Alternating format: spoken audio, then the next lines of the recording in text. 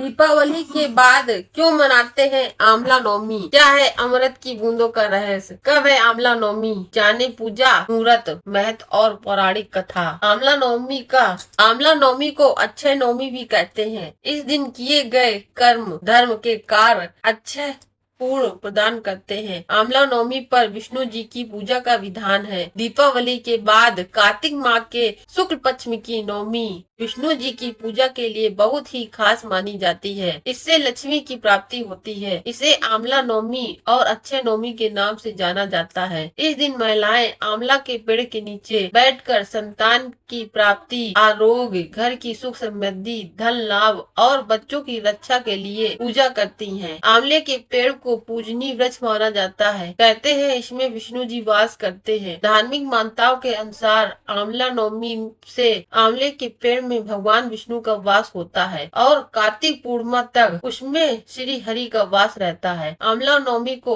अक्षय नवमी और कुसमांड नवमी भी कहते हैं।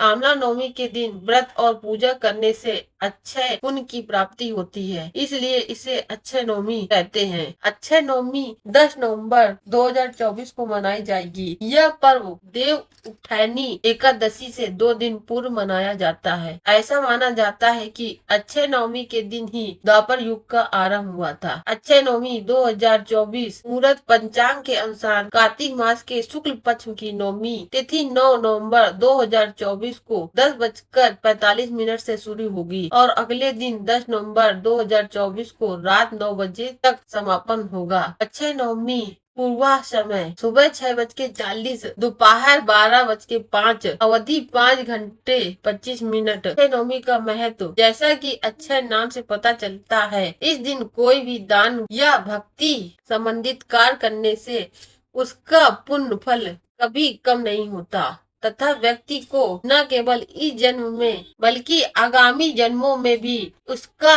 पुण्य फल प्राप्त होता है। आंवला नवमी के दिन ही भगवान विष्णु ने कुष्मांडक नाम के दैत्य को मारा था। आंवला नवमी पर ही भगवान श्री कृष्ण ने कंस का वध करने से पहले 3 वनों की परिक्रमा की थी। आंवला नवमी पर ये काम करना है। वैसे तो पूरे कार्तिक मास में पवित्र नदियों में स्नान का महत्व है, लेकिन नवमी को स्नान करने से अच्छे पुण्य होता है। इस दिन आंवले के पेड़ के नीचे भोजन बनाने और उसे ग्रहण करने का विशेष महत्व है। इससे उत्तम स्वास्थ्य मिलता है, सकारात्मक ऊर्जा का संचार होता है। अक्षय नवमी के शुभ अवसर पर मथुरा वृंदावन की परिक्रमा भी की जाती है। इससे फलस्वरूप व्यक्ति वैकुंठ धाम में स्थान पाता है। आंवला नवमी के महत्व।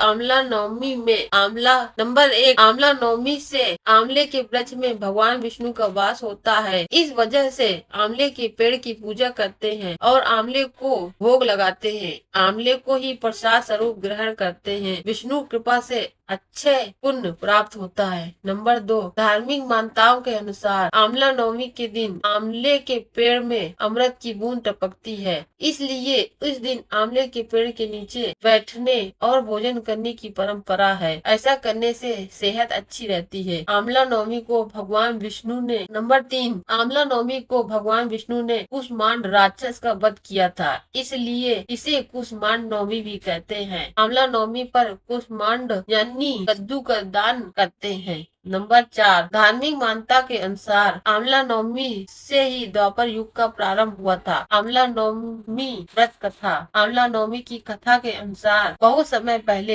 एक सेठ था। वह हर साल आंवला नवमी के दिन ब्राह्मणों को आंवले के पेड़ के नीचे बैठाकर भोजन कराता था। इसके साथ ही सोना चांदी भेंट में देता था, लेकिन यह सब चीजें सेठ के बेटे को बिल्कुल भी अच्छी नहीं लगती थी। ऐसे में वह अपने पिता से खूब झगड़ते थे। इन सब चीजों से तंग आकर सेठ ने घर छोड़ दिया और दूसरे गांव में जाकर बस गया। इसके साथ ही जीवन यापन के लिए एक छोटी सी दुकान रख ली। इसके साथ ही उस दुकान के आगे एक आंवले का पेड़ लगाया। भगवान की कृपा इतनी हुई कि दुकान खूब चलने लगी। इसके साथ ही उसने अपने नियम को न तोड़ा। हर साल आंवला नवमी के दिन विधिवत पूजा करने के साथ ब्राह्मणों को भोजन कराकर दान देता था। वहीं दूसरी ओर सेठ के पुत्रों का व्यापार ठप हो गया। ऐसे में सेठ के बेटों को समझ आने लगा कि वे अपने पिता के भाग से ही खाते थे। अपनी गलती समझकर वे अपने पिता के पास गए और